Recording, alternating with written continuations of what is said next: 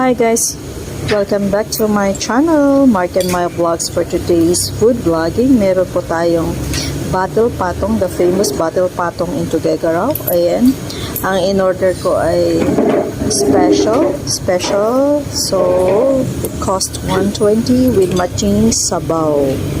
Ayan guys, masarap siya. Meron siyang gulay, may karakay, may lumpia, may egg, may toge, may kawali. Ayan.